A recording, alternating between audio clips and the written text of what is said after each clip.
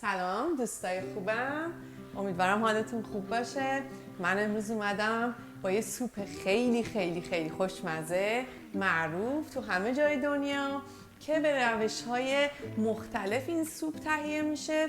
بعضیا به روش فرانسوی درستش میکنن که خودش کلی مدل‌های مختلف داره، بعضیا به روش ایتالیایی و خب من میخوام این سوپ خوشمزه رو که سوپ گوجه فرنگی هستش به روش آسون بهتون یاد بدم که توی خونه تو چند دقیقه بتونین درستش کنین.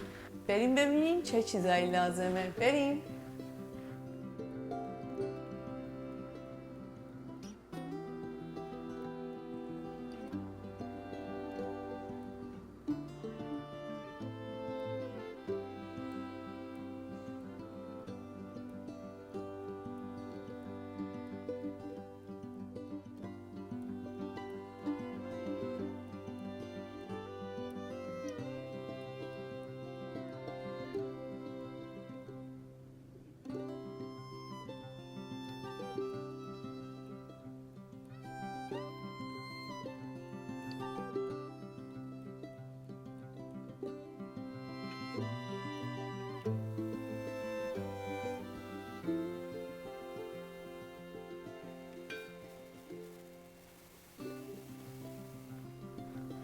خب برگ بوها رو با یک قاشق غذاخوری کره تفت میدیم، ولی نه زیاد، خیلی کم.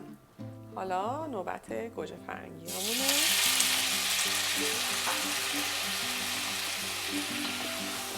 حالا گوجه فرنگی ها رو با کره و برگ بو تفت میدیم.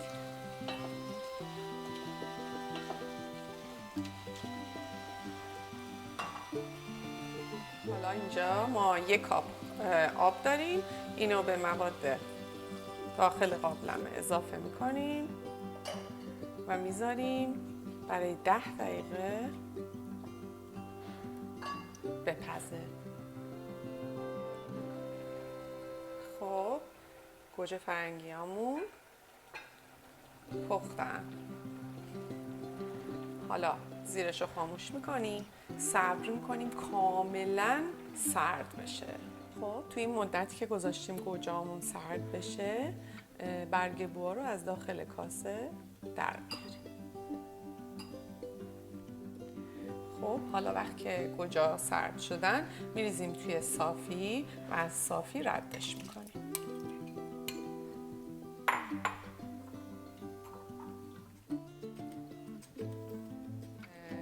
گوجه صاف شده ما هستش که میخوایم باهاش سوپ درست کنیم. حالا دوباره یه قاشق غذاخوری کره رو گذاشتیم، آب شد. بعدش اینو با 2 قاشق آرد تفت میدیم تا جایی که یه قهوه‌ای روشن بهمون بده.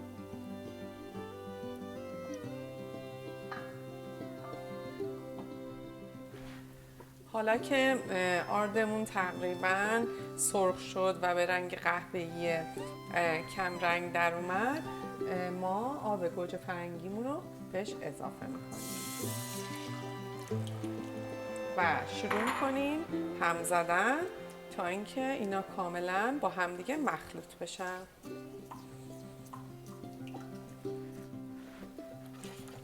حالا توی این مرحله یک قاشق چایخوری شکر داریم که مخلوط میکنیم و یک قاشق چایخوری هم نمک داریم. البته این باز به خودتون بستگی داره که چقدر دوست دارین نمکش بیشتر باشه.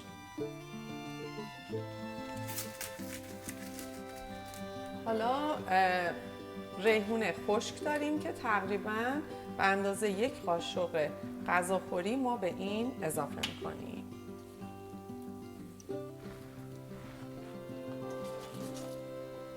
که میبینید سوپ به این شکل در اومده و توی این مرحله 1/4 کاپ خامه بهش اضافه میکنیم.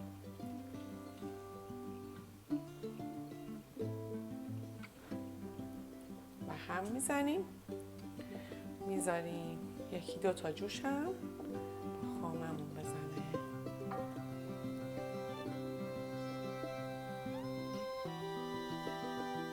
خب سوپ خوشمزه ما هم حاضر شد. امیدوارم شما هم توی خونه درستش کنین و ازش لذت ببرین. روز خوبی داشته باشین. خداحافظ.